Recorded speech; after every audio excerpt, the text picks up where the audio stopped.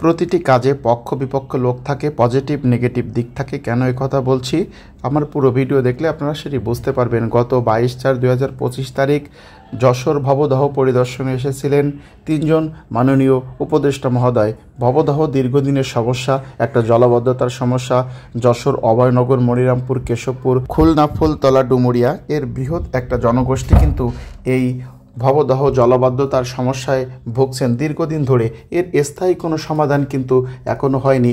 বিগত সরকারের সময় বিভিন্ন সেচ প্রকল্পের মাধ্যমে কিন্তু হাজার হাজার কোটি টাকা খরচ করা হয়েছে, কিন্তু এর কোনো স্থায়ী সমাধান হয়নি।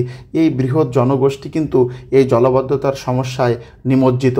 এদের কোনো স্থায়ী সমাধানের জন্য বিগত সময়ে কিন্তু কোনো ব্যবস্থা গ্রহণ করা হয়নি। শুধু বিভিন্ন সেচ প্রকল্পের মাধ্যমে অনেক টাকা কিন্তু লুটপাট করা হয়েছে, এরকম অভিযোগ কিন্তু বিভিন্ন মহল থেকে পাওয়া যায়। তো আমরা কিন্তু সকাল সকাল যশোর থেকে রওনা হয়েছিলাম ভবদহ মহাবিদ্যালয়ের উদ্দেশ্যে।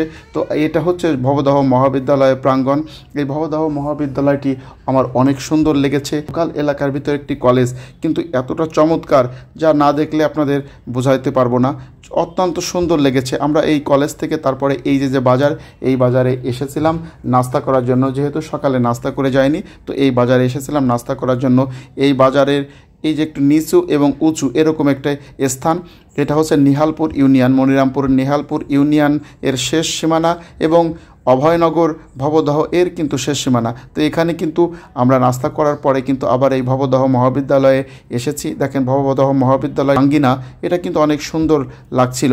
এবং যেহেতু মাননীয় উপদেষ্টা মহোদয়গণ এখানে আসবেন, সেনাবাহিনী কিন্তু এর সাজসজ্জায় আরও সুসজ্জিত করেছেন। এটা কিন্তু অনেক সুন্দর লাগছিল।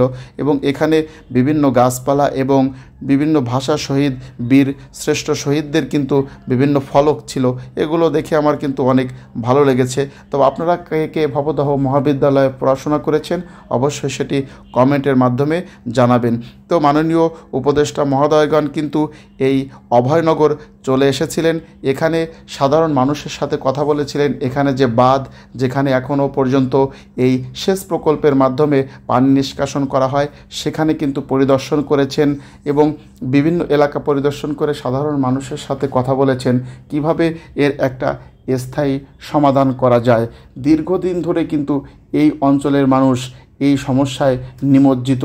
বিভিন্ন সময় তারা অনেক দাবি দাওয়া করেছেন, কিন্তু বিভিন্ন পক্ষ বিপক্ষের কারণে, বিভিন্ন কারণে এই ভবদহ যে একটা স্থায়ী সমাধান, সেই স্থায়ী সমাধান কিন্তু হয়ে ওঠেনি।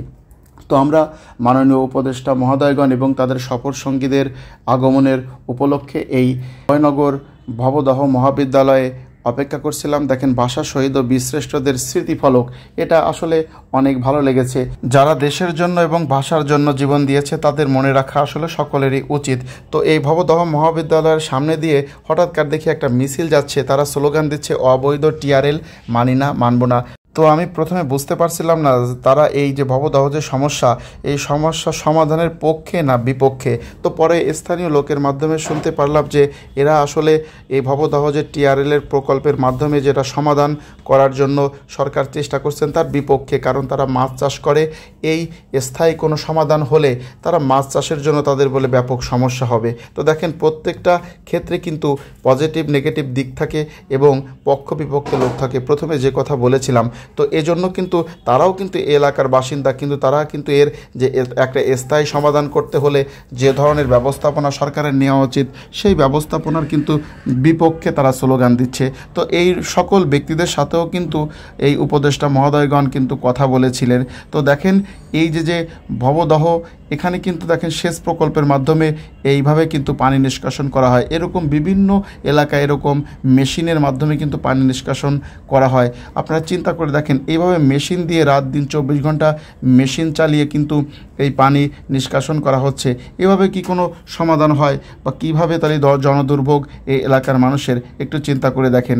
তো আসলে তারপরও ওই এলাকার অনেক মানুষ আছে যারা মাছ চাষ করে, মাছ চাষের উপরে জীবিকা নির্বাহ করে। তারা কিন্তু এই টিআরএলের মাধ্যমে, এই প্রকল্পের মাধ্যমে যে সমস্যার সমাধান হোক সেটা কিন্তু তারা চায় না।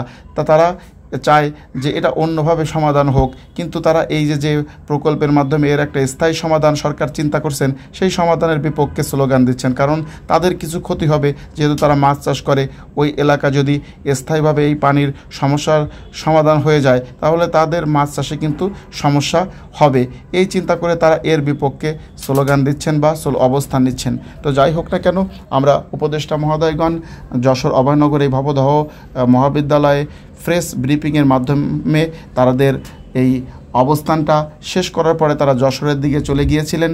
তারা বলেছিলেন যে আমরা বিভিন্ন লোকের সাথে কথা বলেছি, এই এলাকার মানুষের স্থায়ী কীভাবে সমাধান হয়, সাধারণ মানুষের সাথে কথা বলে, জনগোষ্ঠীদের সাথে কথা বলে, যারা অধিকাংশ জনগোষ্ঠীর পক্ষে বা মানুষের পক্ষে যেটা হয় সুবিধা হয়, সেইভাবে তারা ব্যবস্থা নেবেন।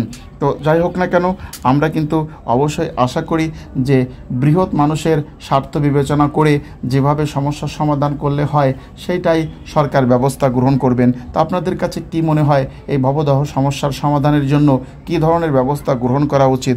আপনারা যারা এই ভবদহ সমস্যার কথা জানেন, তারা অবশ্যই কমেন্টের মাধ্যমে জানাবেন, এবং কিভাবে এর সমস্যার সমাধান করলে এলাকার মানুষের এই বৃহৎ একটা জনগোষ্ঠীর উপকার হয়, সেটি অবশ্যই আপনার মতামতটা প্রেরণ করবেন।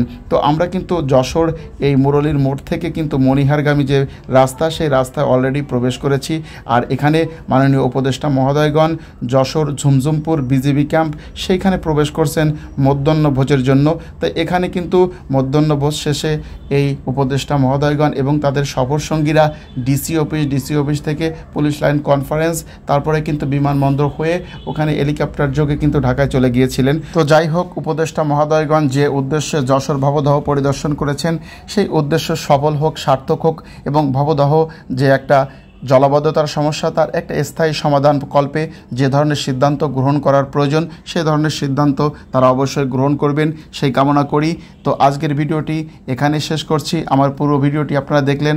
আমার এই ভিডিও যদি ভালো লাগে, অবশ্যই লাইক, কমেন্ট, শেয়ার করে আমার পেজে যুক্ত হয়ে আমার পাশে থাকবেন, এবং ভবদহবাসীর যে দীর্ঘদিনের সমস্যা, সেই সমস্যা সমাধানকল্পে আপনার মূল্যবান মতামত কমেন্টের মাধ্যমে জানাবেন। আজকের মতো বিদায় নিচ্ছি, দেখা হবে নতুন কোনো ভিডিওতে। ততক্ষণ ভালো থাকবেন সবাই, সকলকে অনেক ধন্যবাদ।